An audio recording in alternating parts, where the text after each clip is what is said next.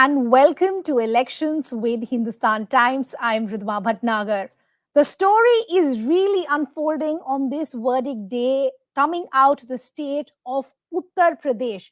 There seems to be a big upset coming in for the BJP-led NDA, at least as far as Uttar Pradesh is concerned, if these numbers do hold. As of 1:20 this afternoon, this is where things really stood.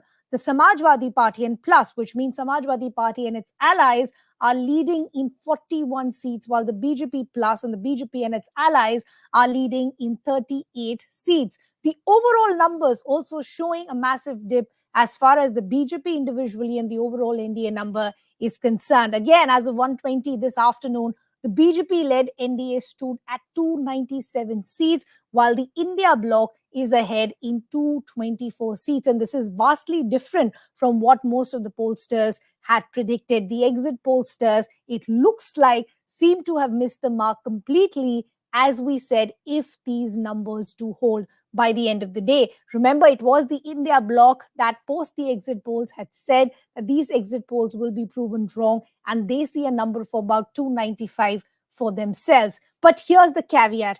It looks like that the BJP and the NDA will be able to scrape through the majority mark, which is 272. But even if the Modi government does return for a third term, the messaging seems to be clear, which is the Janta Janardhan, the Aam Aadmi, the voter, seems to have spoken, which means there is a vote for change. Let me now introduce our stellar panel to take these numbers forward and to try and understand that what have the pollsters managed to miss on the ground that is actually reflecting in the numbers that we are seeing. So let me now introduce our guests. We have with us a stellar panel, as we said. We'll shortly be joined by the spokespersons of various political parties as well. We have with us Dinesh Narayan, journalist and author.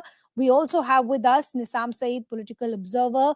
We'll shortly be joined by the spokespersons of the Congress as well as the BJP, and Tehseen Poonawala, of political analyst, Sumansi Raman. All of those people also will be joining us shortly. But gentlemen, let me kick things off with you. Dinesh, let me kick things off with you. We spoke in the morning. To now, it looks like the I.N.D.I.A bloc is giving a tough fight. It looks like the numbers that the exit pollsters and the exit polls were working with are completely off the mark. So the question then one, wants to ask at this point is, what is it that the pollsters seem to have got completely wrong vis-a-vis the pulse on the ground? Well, it's difficult to say. I mean, for us to say what the pollsters got wrong, except for that they got the numbers wrong. But I heard somebody say, one of the reporters say on television that whenever they held out the mic and asked people for their opinion, this was specifically about Amethi. And the reporter was saying that when Amethi, you went to the people and asked who's going to win, and they'll say Didi will win and all of that.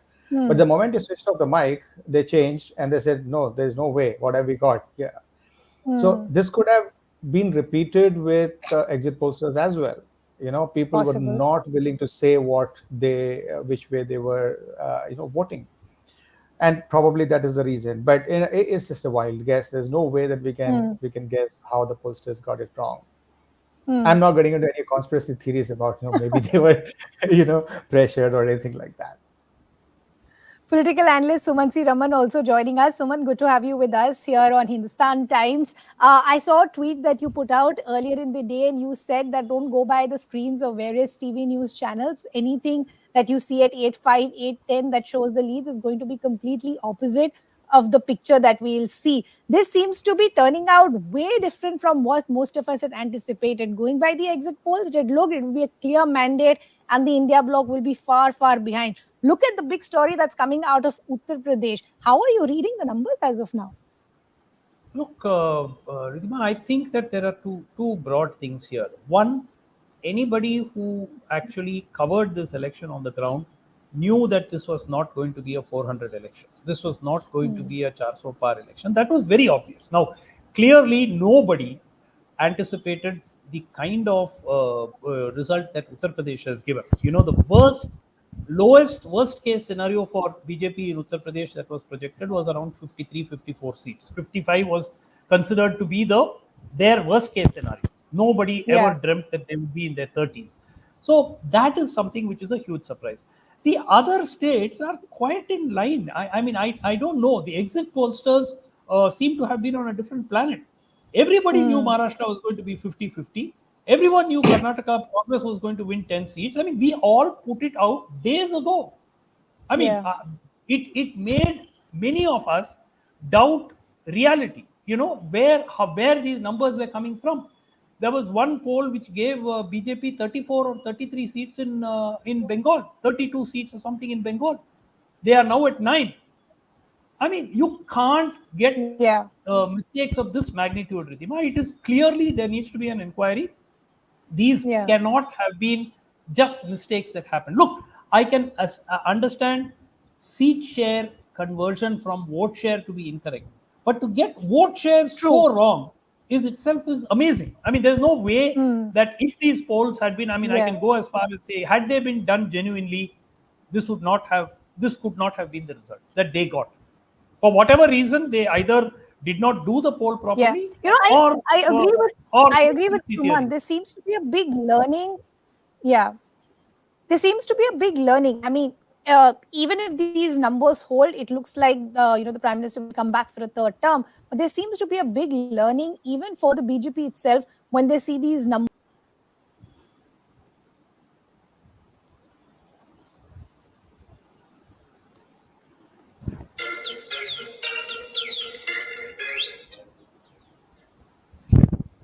Hello. Hello.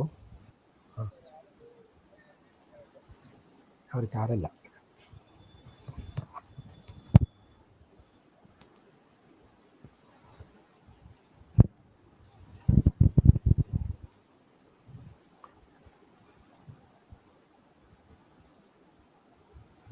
Bansal, spokesperson of the Congress, also now joining us.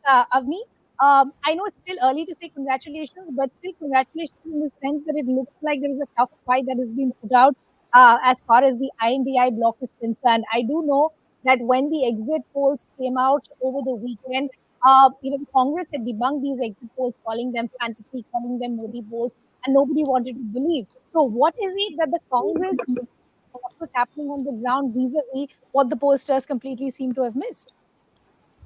Yeah, Ridhima, thanks very much for inviting me. And I mean, obviously, at this point, things look far better than what anybody would have believed. Any party, any bloc would like to win. But I think the biggest reason to be happy at this point, after a few very stressful days, is the fact that irrespective of who finally wins now, I think this is a larger win for the country as such. I think India Bloc and particularly Mr. Rahul Gandhi have been saying one thing over and over again during this campaign. So this was not just another election. This was a campaign in the future course of the country. And therefore, in that sense, given how wrong the exit polls were, given how BJP tried every rule in the book, to twist the game, to use unfair means, but the fact that the numbers are where they are right now shows that this is, to my mind, a larger victory for the constitutional values of the country.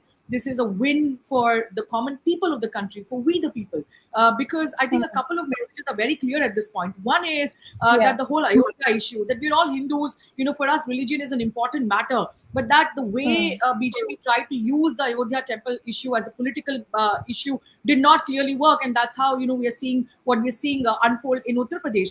The second big thing is, Yeah. in spite of the fact that so many institutions were clearly captured and the way they behaved, and I would like to say even the mainstream media, the exit polls. I mean, now all those figures are laughable, and it's one thing to say that Hmm. yes, we admit that these numbers were wrong, but there's a larger question. How could the exit polls get it so wrong? Yeah. The fear, intimidation by the BJP. So, in light of all of that, in light of the bigger ideological challenge that the India bloc faced and the Congress faced, I think this is a big reason for us to be happy. But of course, Hmm. there's still a large battle to be won ahead in terms of whether we can form the government, and even if the BJP forms the government, there's a larger battle that we still have to fight. So we're not sort of Hmm. just sitting back and saying, oh, happy, we got better numbers than the exit polls predicted. But this is a clear Hmm. win as far as the constitutional values of the countries are concerned. And it gives us Absolutely. hope in very dark times Yeah. in terms of where the country is headed. Well, that's well spoken. That at the end of the day, yes, there will be one winner, and even if the prime minister does come back, and this is what I said when I started the show, even if he does come back for the third term, which it looks like that the NDA will manage by the end of the day, there is a big realization both for the incoming government as well as the opposition. Opposition that maybe if they would have been far more aggressive, if they started and had a clear strategy well in advance, possibly they would have been able to breach that majority figure as well. But I want to get Dinesh also in the conversation, and I'm just looking at numbers as far as Rae Bareli is concerned. Rahul Gandhi has been leading, but just that lead that has intensified over the last half hour. My producer is telling me that Rahul Gandhi currently leading by about 2 lakh. And why this is becoming interesting is this is twice of Prime Minister Modi in Varanasi, who did have a bit of a dip earlier in the day, now seems to have already made that up. But, Dinesh, what seems to be happening? I mean, Rae Bareli was not even a conversation till about 2 days ago. There seems to be a big lead as far as the Congress is concerned. Yeah, but you can see that in some places in UP, there is a strong affinity to go to the opposite direction, which you have seen now. And even though, like somebody was saying, I mean, nobody was expecting the BJP to come down to this level. This is even lower than what it scored during Kalyan Singh's time. It was so. This was completely unexpected, and some places, it's not just Rae Bareli, in some other places as well in UP, people are pointing out how the SP's candidate selection has played a very interesting role in the alliance surging ahead in many of these constituencies. The same thing, the vote now, a lot of Jata votes shifting, for instance. We don't know if Jata votes specifically, I mean, I don't know what the vote shares in Rae Bareli are, but if Jata votes have also shifted to the Congress, which would also explain to some extent how much the surge in votes there. Yeah. I want to bring Naseeb also in the conversation.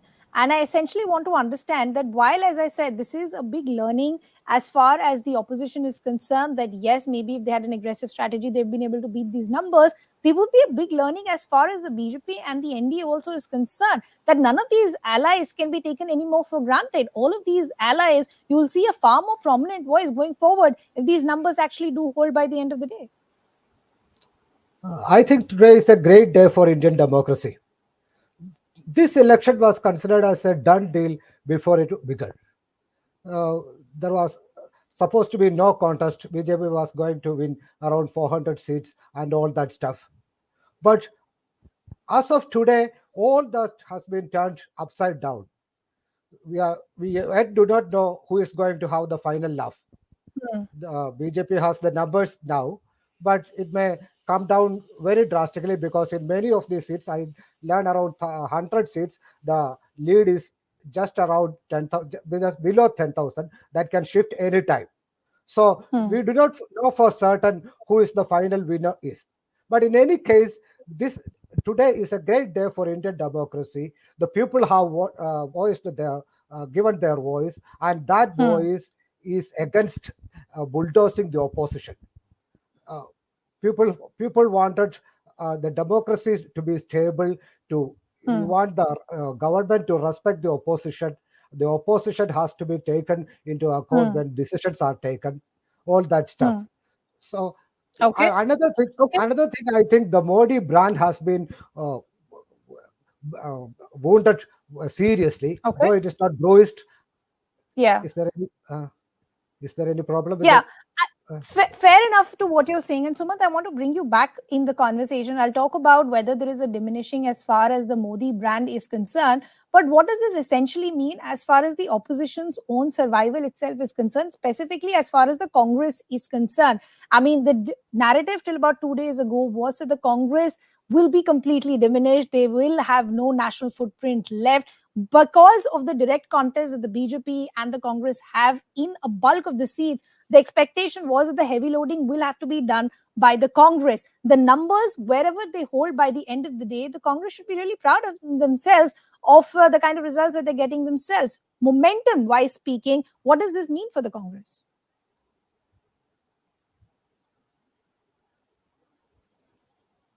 Suman, can you hear me? Can you hear Okay, me? let me I take. can hear you. I can hear Yeah, you. yeah, Suman, Yeah. can hear you, Suman. Go Yeah. ahead, go ahead. Yeah. See, look, the talk not too long ago was about a Congress Mukt Bharat, Hmm. right? And now where are we? The BJP is at 230 something, and the Congress is close to 100.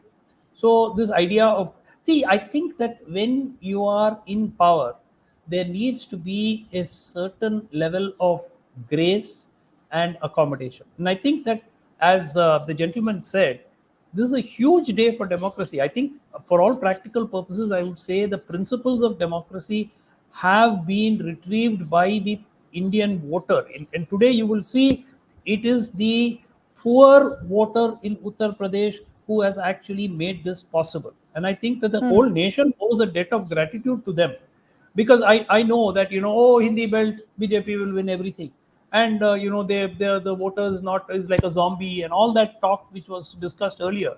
And today the voter of Uttar Pradesh has spoken. The important thing that I want to say is, whatever happens, assume that Mr. Modi forms the government again as an NDA government. This Hmm. kind of my way or the highway of way of operating cannot happen.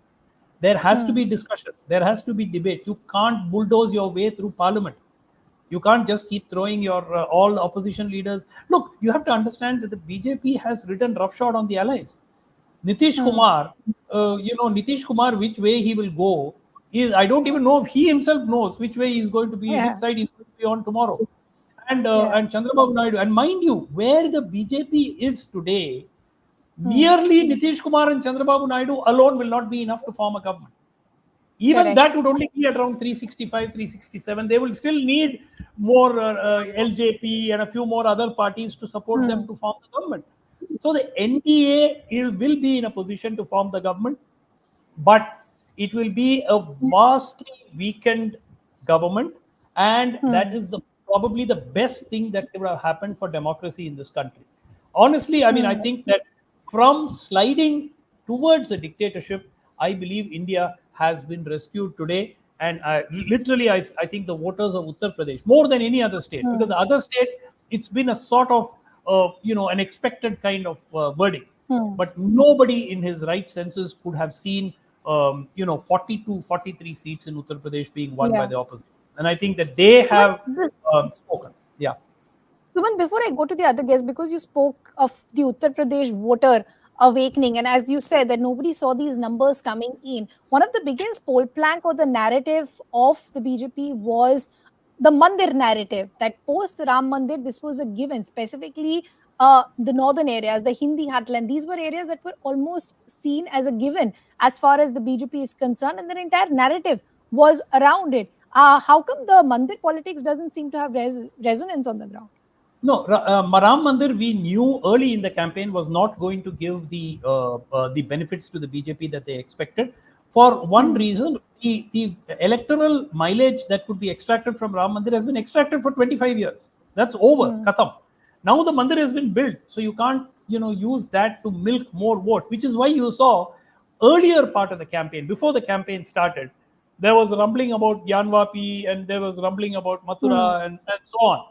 But I think the other very important thing, and I see this as a huge plus, is the attempt to communalize the election has failed. And I Hmm. think that that is the biggest plus for this country. The attempt to say that they will take away your buffaloes and give to the Muslims, they will take away your cycles and give it away to the Muslims. I think this is an emphatic rejection of that, and it is it is to the eternal credit of the Indian voter that they have rejected a communal campaign.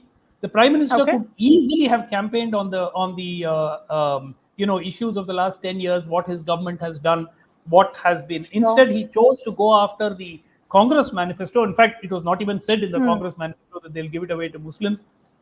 I think that that was a wrong strategy in hindsight. He Okay. did not appear like a statesman. And I think you'll Okay. remember that everyone said that after the first few two phases, the BJP got a clear idea that things were not going Yeah. their way, which is Yeah. which is So, why so this the is something rhetoric. that we'd actually discussed, that, till the election started, the narrative was 400 par. post the first phase where we saw drastic dip as far as the voter turnout is concerned, that narrative then changed to 300 plus, and then somehow in between the phases we didn't see any numbering. So Sumant is saying that the BJP themselves had gotten a feel that possibly this is not the number that they will end up getting. But Neha Joshi of the BJP also now joining us. Neha, if you can hear me, the point that is being made by opposition voices and political analysts like Sumant is that even if the NDA and the BJP do manage and the Prime Minister manages to come in for a third term, the numbers that are currently showing, and if they do hold on by the end of the evening, this is still a messaging that is being sent by the voter of the country that divisive politics, politics on the base of caste, religion is in fact being rejected. And the biggest example for that is Uttar Pradesh.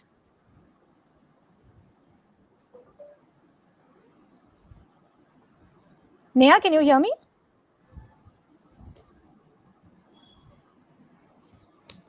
Okay, we'll just try and reconnect with Neha to get an official voice as far as the BJP is concerned. But Dinesh, if I can get you on from what the point that Sumant is making, that wherever the numbers fall, the opposition bloc had given 295 as the alliance number. Even if the NDA manages to get the mandate, which it looks like that they will, and the Prime Minister comes back for a third term, the messaging is still very clear that you still have to fight on the real issues of job, employment, inflation, development. There is only that much as far as divisive politics and religion narrative will see the BJP cross over to the line.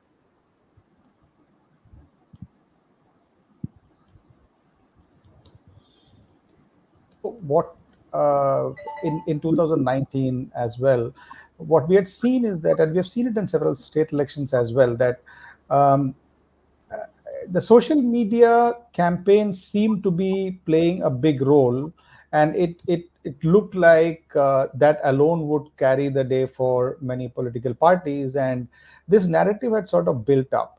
The last election was considered to be a WhatsApp election with the BJP's 2 lakh plus WhatsApp groups and whatnot. But in this election, what you can also see is the direct messaging by cadres, and all the cadre-based parties have done well. The Samajwadi Party has done well, TMC has done well, RJD has done well, so and DMK has done well. So you can also see that there is nothing, and this is the first time since 2014 that opposition has actually worked very hard on the ground, including Rahul Gandhi's yatras, plus the in one of his interviews, Akhilesh Yadav said that when somebody asked him, what is it that you feel you have not done enough? And he said that if I had some more time, I would have trained my party workers better. Now, if he is invested in training party workers, that itself seems, you can see that paying off in UP. So I think it's been a bigger factor there. The messaging itself, it's not just the messaging, it's not just the overall messaging, but how that message reaches people, which has also been very important. Okay. Neha, I'm going to try once again. Can you hear me this time around? Yes, Sridhama, I can hear you. Okay, so Neha, essentially the point that's being made by the opposition and political analysts like Sumansi Raman, they're saying that even if the NDA and the BJP do manage to come in for a third term and the Prime Minister manages to come for a third term, the messaging is very, very clear that the BJP made it its business to only fight on a narrative of divisive politics, religion, and nothing else. But it's the real issues that the voter wanted to be seen and heard on the ground. And that is the voter that is rejecting this politics of polarization, and that is being seen in big examples like states like Uttar Pradesh. Look at the numbers that I'm seeing. It pretty much is stabilized for the last half an hour or so, which is Samajwadi plus is 47 and the BJP is 32. These were numbers that were not seen even by the local cadre as far as the BJP is concerned. Good afternoon, Ridhima. Now, first of all, I'm not sure what the opposition is rejoicing. The NDA is comfortably going to form the government. I'm absolutely sure of that. The BJP on its own is going to cross the majority mark. Our leadership is absolutely sure of that. Now, for the results in some states not being what we would have hoped them to be, there are several factors. There's candidate selection, there's anti-incumbency for particular candidates on the ground. In states like Uttar Pradesh and larger state, there are also caste calculations and all of that. But to allege that we did not fight the elections on the plank of development, I think that is as far from truth as possible. Whenever Prime Minister took the stage in any election rally, he spoke about Viksit Bharat. He spoke about the solid work that has been done by the NDA government in the past 10 years. Now, compared this to the opposition and their star campaigner Rahul Gandhi, who walked around with a copy of the Constitution, went around fear-mongering, trying to say that if the BJP comes to power for the third time, they're going to abolish reservation, they're going to divide the country. That's the kind of narrative that we have to fight with them under. So to say that we did not, we had a vision. Our manifesto had a vision for the next 10 years.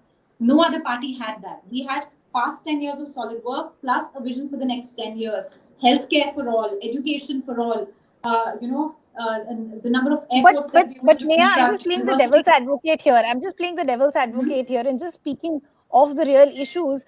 Before the elections really started, it almost looked like that the BJP was not speaking about their own manifesto, but more about the Congress's manifesto. So it almost looked like this was a case of misplaced priorities.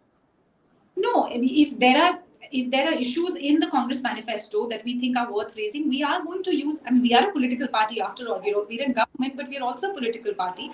So we are going to pick on the mistakes of other political parties. That's what politics is all about, and that's what we did. But I think more than anything else, this election was about a motley group of political parties coming together, not even coming together fully. Here was an Aam Aadmi Party in Congress allying in the state, in opposition in Punjab. So this was an alliance which is very opportunistic. Now compare that to an NDA alliance. To everybody, all the analysts who are sitting on television today and trying to say that the India alliance may even get close to. I am absolutely sure, Ridhima, even if they were very close to the majority mark, the Congress or any of these parties is incapable of forming a stable alliance, as has been seen in state after state since 2014. Name one state where they have been successfully able to stitch an alliance and see it through for 5 years. That hasn't happened because Gathbandhan Dharma, as the Prime Minister likes to call it, that is not everybody's cup of tea. So I think we have absolutely nothing to fear. We have our numbers down. Things may not look as good as the media had projected it to be, but we are absolutely sure BJP is crossing the majority mark and NDA is forming the government. Okay. Crossing the I want majority mark. From where? Which country? Here only. 300 we are another. No, madam, you said BJP is crossing. No. NDA. Yeah. I think the point Sumant is making, Neha, you said the BJP will cross the majority mark. You meant the NDA will cross the majority mark. No, I meant the BJP will cross the majority mark and the NDA will form the government. The NDA is at 300. If I can believe the data on screen right now, the NDA is at 300 and the BJP is at 247. We will get to the majority mark. Okay, I want to get to Avni, also the Congress spokesperson. Now, Avni, if you look at two key, very interesting battles that are coming in, one, of course, is coming in as far as Amethi is concerned, where Smriti Irani continues to trail, and the other is coming in from Rae Bareli, where Rahul Gandhi, in fact, is leading. Now, why these become interesting is because there was a lot of suspense around the Gandhi participation as far as these two seats is concerned. Looking at the numbers today, looking at the momentum that you also must be getting in from your own cadre, does it feel like a missed opportunity as far as Amethi is concerned? No, I think the results in Amethi, in Wayanad, in Rae Bareli are very much as what we would have predicted.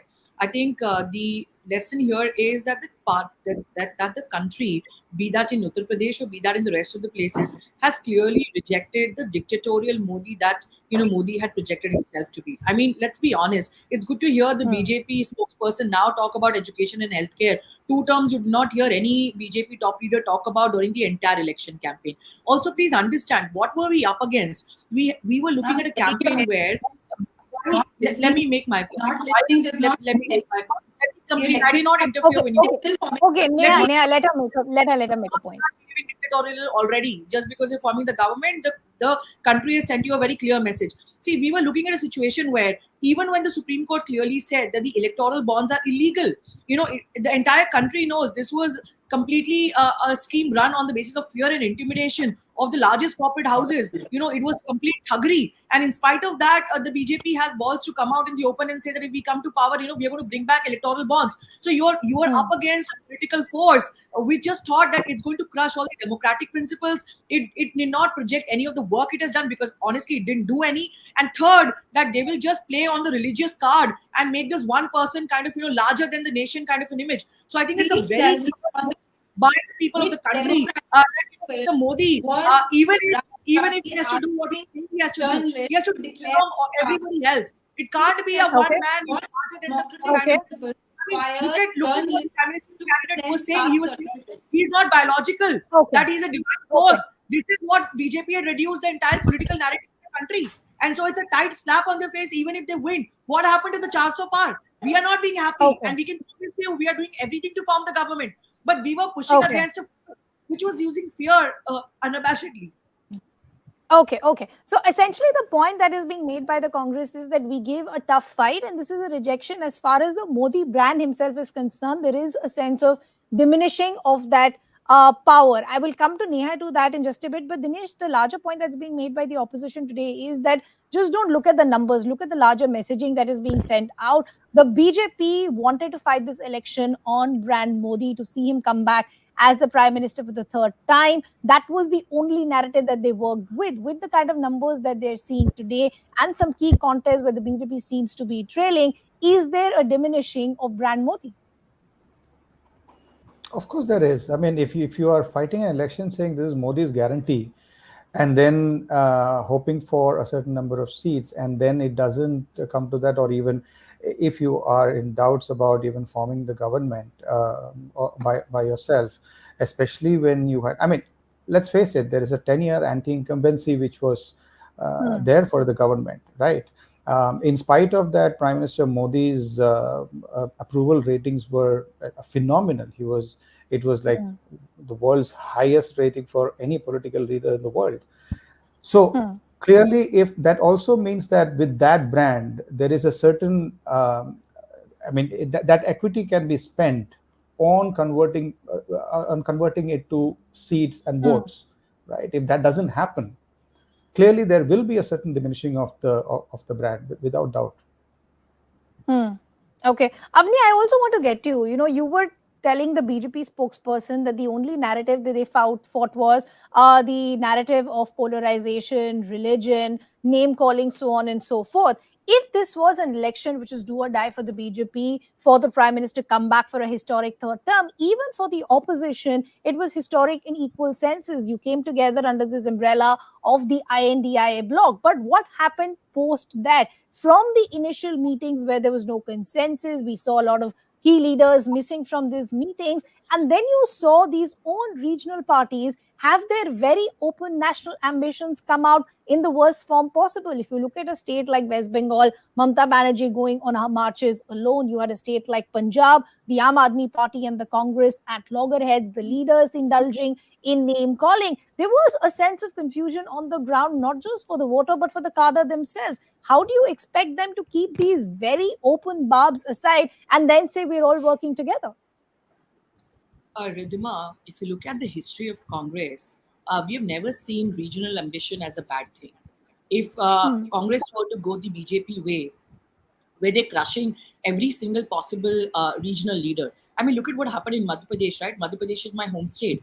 Shivraj Singh Chauhan, I mean, he had to literally gulp down all his ego and pride and abide, because in BJP, all they're projecting is just one man. They're not okay with regional ambitions. If you look at the Congress's history, it's not about this election. You have to understand the Constitution of India projects India to be a quasi-federal state, which means the states have to be given power. So if there are regional ambitions, that's not a bad thing. And which is what, I mean, see, this is the first election in the history of India where a leader, Rahul Gandhi, had to literally take the Constitution of India. So this was a very important battle for us, irrespective of who forms the government, to say that, listen, this is about saving the Constitution of India. Constitution of India requires that every person can have their religion, but we are a secular country. The state cannot manipulate religion in the way, see, religion, I mean, India being India, and given the central role that religion plays, religion is never going to go out of fashion. But the question is, have we ever seen the kind of misuse of religion in politics the way BJP tried to do? Have we seen the kind of crushing of dissent that the BJP tried to do? Have we seen the kind of Hmm. vast gap in the resources between the leading political parties? Have we seen this Hmm. before that, a leader, a major opposition party, you freeze their accounts? Have we seen that Yeah. multiple requests being written to the Election Commission of India, which are going unanswered? All of this was completely the first, and it's Okay. a very slippery slope. So for us, we are not sort of being happy in the fact that, oh, we are getting 100 seats, we are getting better than what the media projected. We never believed in the figures that media projected from day one, and we've been quite vocal Hmm. about it. That even media is being Hmm. purchased, and that is very clear. The writing is on the wall. The institutions are being captured. But Okay. this was a point where we needed to save India from the dictator that Modi Okay. is. And it's a big Okay. lesson for Mr. Modi that even if he forms the government, he will have to listen to voices. He Hmm. cannot just throw the constitution at will because he commands a certain majority. The way bills were being Okay. passed in the parliament, look at the parliament functioning, no answering to the people. So all of these Yeah. transparency, accountability, listening to See, people, I don't listening want to to get into the parliament functioning because there are both sides to it. The opposition says their voices are being muzzled. The government says they've been given an opportunity and they don't use it. So I don't want to get into that. We'll use it for another day. But I see just Suman's finger up, and then I want to go to Nisam also, who's been patiently waiting. But But let me Suman, make this final despite conclusive point. one sec. I mean, the larger point here is, Suman, even if we are seeing there is a vote for change, we're seeing there is an undercurrent that the exit pollsters completely missed. This is going to be against the atrocities that we've seen by the Modi government, just one man. Despite all of that, the end result, which looks like that the NDA will get its majority, despite all of that, it looks like even if there are issues on the ground, people see brand Modi to be that solution despite everything. Look, I think before I go into that, I think there will be a lot of very happy BJP leaders today with this result, because we look at the opposition being throttled, but there was virtually no space for any kind of dissent within the BJP also. So this was Hmm. not era of Atal Bihari Vajpayee where leaders were sort of at least reasonably free to speak up. Meetings would actually have conflicting opinions given and so on. So this was literally, it was run like a one man show, and everybody knows that, or a two person Hmm. show.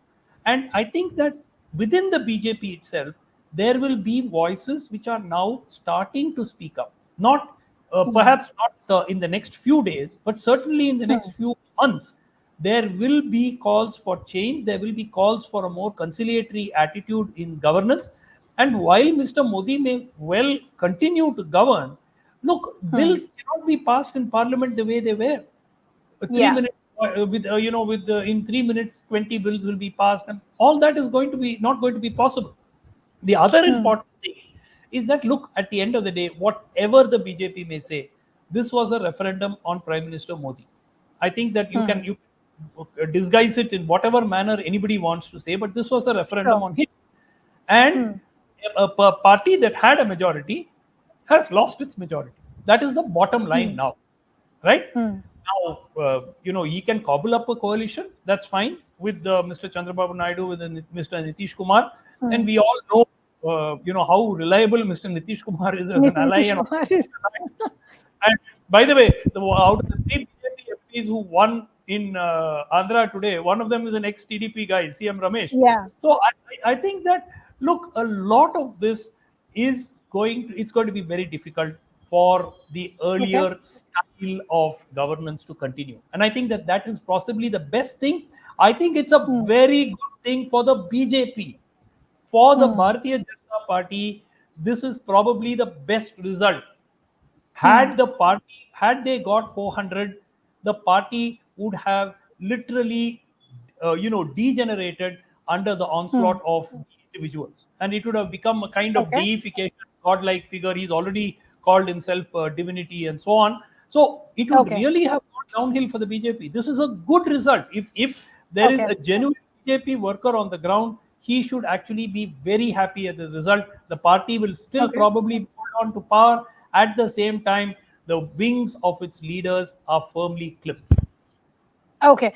So, Nisam, let me ask you what I was essentially asking Suman, that yes, despite all of these winds of change, despite an undercurrent being there, wanting more real issues to be discussed, despite all of that, the voter on the ground or people on the ground still seem to be seeing their solution coming in still from brand Modi or the BJP. They're still not seeing the opposition as a viable alternative to their problems or to further development. Even if Modi becomes the prime minister again, I think this election is a moral victory for the opposition. The opposition has proved a point, and it has proved that Modi is not the solution for all the problems. Modi doesn't have that kind of an image who can obliterate all real issues concerning the people. And even if he forms the government, it will be a coalition government. Unlike Vajpayee, he doesn't have any experience of leading a real coalition in the past. He always had broad majorities in all the governments he had led. So, to carry all the allies among all the allies along, he doesn't have that experience, and his temperament doesn't seem to have that character in him. He's Okay. he is that kind of a person who doesn't take people into confidence, people treat people as allies, people as equals. He has always been the sole leader of his party, in even if in the state or in the center. He didn't give any space to his compatriots, his co-workers. You could see only him in the photograph, no allies, no co-workers. No, so that way he will find it very difficult to manage a coalition government. That's what I feel. As far as this election is concerned, I think the opposition had done a lot of right things in this election. They didn't. They were not overawed by the narrative that BJP put up by saying 4,400 plus. They concentrated on their issues, on the issues they thought they were strong enough. They wanted the issues to be constrained to the livelihood issues of the people and on the constitution. And they have managed, and they have succeeded to a great extent in focusing on that election. And the results are there for everyone to see. Yeah, essentially the point that is being made is that yes, at the end of the day, it's the job of the political spokesperson to defend their political party. And by the end of the day, the BJP will still give themselves a pat on the back and say that, hey, we've got a mandate by the people and the prime minister has come back for a third term. But the point that is being made by people like, Sumant and other political analysts is that the BJP also, for all the criticism that they have against the Gandhis and the Congress of it being Parivarvad and one family running the party, it's not so different as far as the BJP is concerned. There also you have just about one or two people who seem to be calling the shots. But with numbers like these, you will have to have space for more voices. You will have to have space for more allies. You will have to have space for those opinions to be taken seriously. And the BJP, by the kind of mandate and the narrative that we've seen over the last 10 years, doesn't seem to know how to work that. So this is actually going to be very problematic for the BJP of how they will sustain themselves going forward, even if they manage to get the mandate by the end of the day.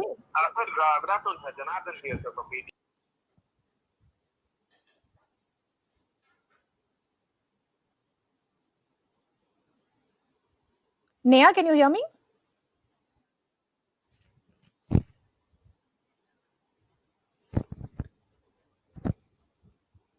Okay, we seem to have lost Neha. We'll try and get her back. But Sumant, if I can take that question to you. Is that a valid question that is being raised today, that yes, the BJP spokespersons will pat themselves on the back by the end of the day and we will see a huge celebration at the BJP headquarters by the end of the day? But the larger question also is what happens from here on? What happens post the 4th of June? How does the BJP keep themselves relevant in the sense that they have with the narrative of brand Modi and to keep their allies themselves on the same platform?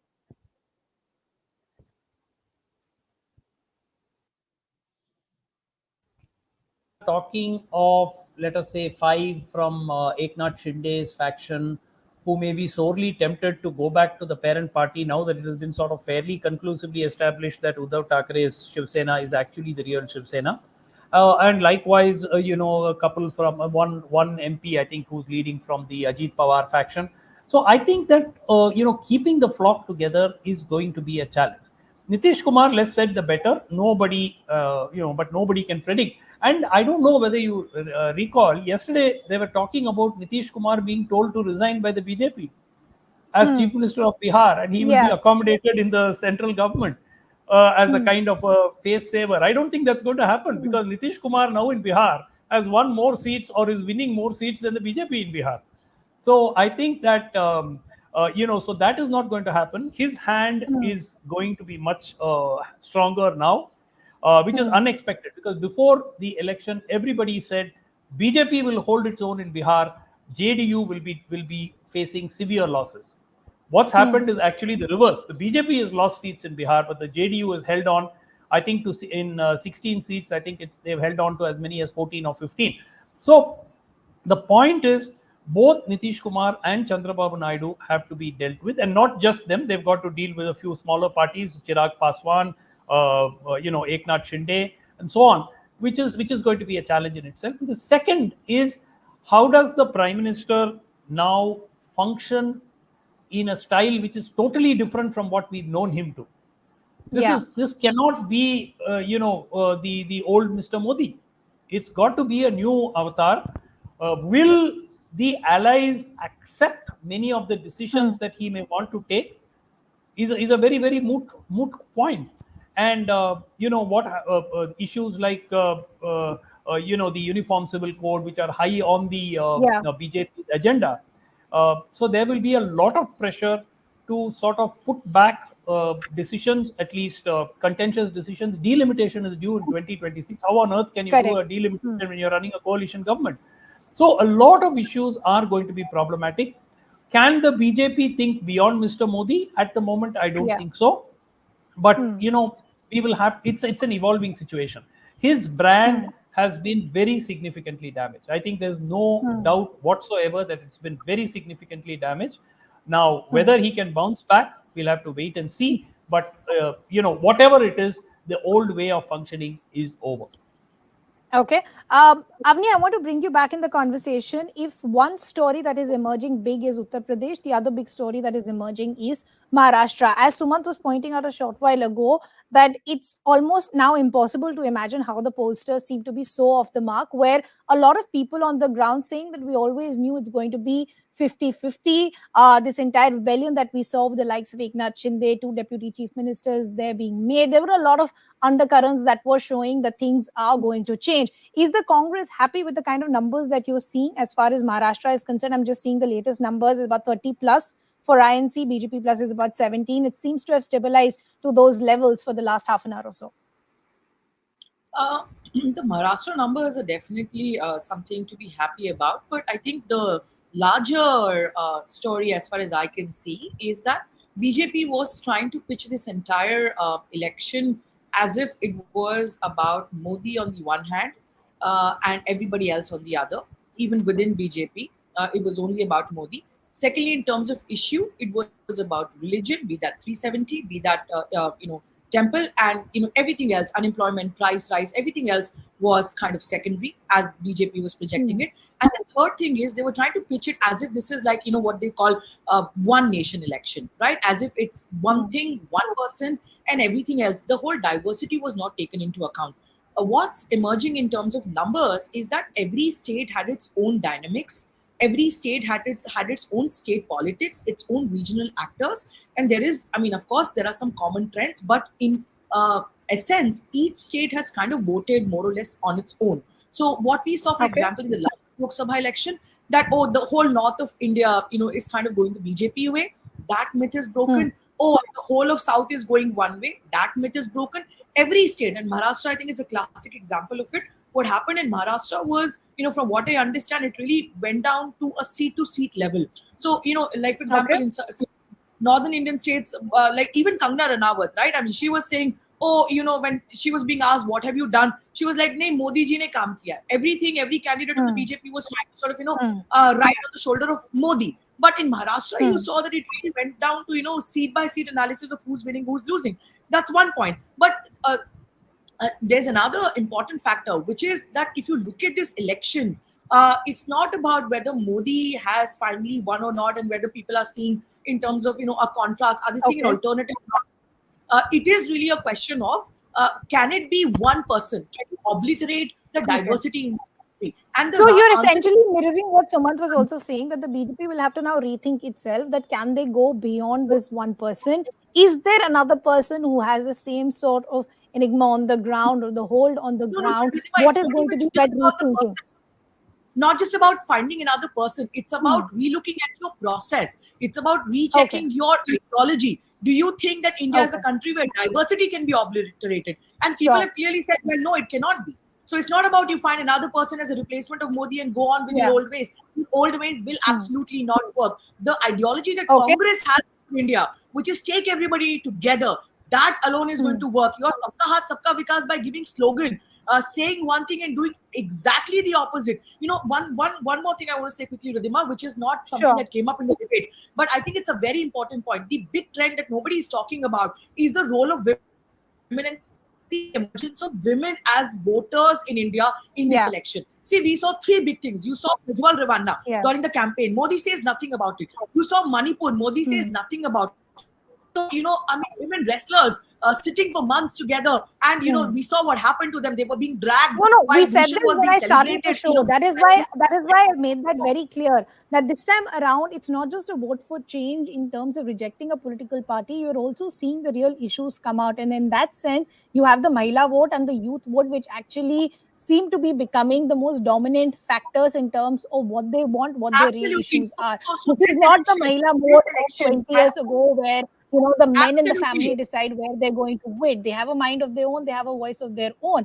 Also, very importantly, I was speaking to a lot of reporters on the ground, specifically where we're seeing these close contests now being called out, who are very, very clear and saying that the big stark difference that they're seeing in how the male and the female voter votes is that the male voter still might go as far as the narrative of the big political parties are concerned, but it's the woman voter who until and unless doesn't see what is being happening. Either there is clear money that is being given in their accounts, there are schemes that are coming in, and that is what is becoming a decisive factor. But Sumant, I quickly also want to understand another factor. We spoke about Uttar Pradesh, we spoke about Maharashtra. The other big talking point for the BJP was whether they'll have a breakthrough as far as the southern bit of the country is concerned, whether they'll have their account open in states like Tamil Nadu. People like Annamalai became poster boys of the BJP as far as Tamil Nadu is concerned. How do you see the performance there? If I'm looking at the numbers that are holding up for now, I Zero, think it's the DMK at zero, 38 zero. plus, and it's the BJP at 1 is what I'm seeing, but that's also No, no, that's fluctuating. the NDA. No, no, that's not BJP. That's PMK, which is an alliance partner. Dr. Anbumani Ramadas's wife, Soumya Anbumani, leading by about Hmm. 15,000 votes, but that's still a long way Hmm. to go. So, other than Hmm. that, they've been washed out completely. Mr. Annamalai is also trailing in Coimbatore. So, Coimbatore, yeah. yeah, it's not. In fact, this was again a very predictable kind of situation. But the Hmm. social media hype and the media hype was so much that people said, look, the BJP's vote share together with its allies and all that is going to be around 16, 17%. And people said Hmm. this is a transformation. BJP is going to get 25%. AIADMK will be wiped out. None of that Hmm. has happened. Kerala, yes, Suresh Gopi has won, so that is one big plus for the BJP. But Hmm. Shashi Tharoor is back in the lead, and I expect him to pull through by about 20-30,000 votes. So Hmm. if that happens, then there's not been anything to celebrate in the south besides Suresh Gopi's victory here, Hmm. and a little push in Telangana where they've got 3-4 seats more than they got last time. Last time they got 4, this time they get 8. And Hmm. Karnataka, which despite everything has actually been a setback. Last time they got Yeah. 25, Sumalata 26 out of 28, and this time they've dropped 10 seats in Karnataka. So Hmm. overall, I don't think that the South has been good to the BJP. They had Okay. 29 seats in the outgoing Lok Sabha from the southern states. This time they may end up with 26 seats, so actually lower Okay. than what they had. So this whole southern push of prime minister, which is going to have huge dividends and all that. Andhra, of course, they will end up at 29 because of the 3 seats in Yeah. Andhra which are coming. But even in Andhra, mind you, YSR Congress won 4 seats in the Andhra Lok Sabha poll, right? 3 of them were against BJP candidates. So, in Hmm. such a sweep of gigantic proportions, which is what the TDP has achieved in Andhra, Hmm. out of the 4 seats that YSRCP lost, three YSRCP won. 3 of them was by defeating BJP candidates, not TDP Hmm. candidates. There's only one TDP candidate who's actually lost. Okay. So I'm running out of time, so I'm going to take final comments now. Dinesh, you've been patiently waiting. as we said, exit polls don't always get it right. Many were seeing that this is an election that's going to be called by 11:30, 12. That hasn't really happened. We're still somewhere mid day. Your projections, are you working with any number where things will stabilize for the Indie bloc as well as the NDA? Oh no, I am not going to give any numbers right now. Okay, Sumant, are you going to give us some numbers? On the final numbers. Final tally. Yeah. I think the BJP will end up somewhere around 240, 245. I can't see them cross 250 at this stage because we're pretty much into a fairly middle level or latter part of the counting Yeah. has started. So I can't see this change beyond. Is the BJP getting a majority on its own? I don't think so. I don't think that's going to happen. It's going to be a coalition government. Probably most likely an NDA government. Who will lead the NDA Okay. government? We'll have to wait and see. But at the moment, I believe that Mr. Modi would sort of, with the support of TDP and JDU and Shiva Sena, Shinde and others, cobble up a government. But it's going to be a far cry from the triumphant return to power that was actually anticipated by the exit polls. So much started, there would be hectic parlays that would already be happening to try and cobble up those numbers because this will be a coalition government. He's saying some final words to you. Do you agree with Sumant that this is not going to be the BJP reaching the majority on its mark? This will be a coalition government?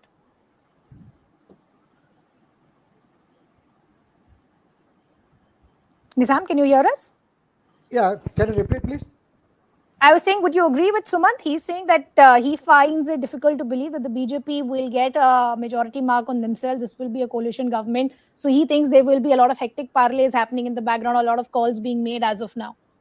I think we are in for an interesting times because I heard Nitish Kumar has already spoken to Sharad Pawar. So what will happen in the next few days is anybody's guess. The coalition government will certainly come. BJP won't have a majority on its own, but what will be the? I don't think it will be a stable government. We might have another election in a couple of years. That's what I foresee. Okay.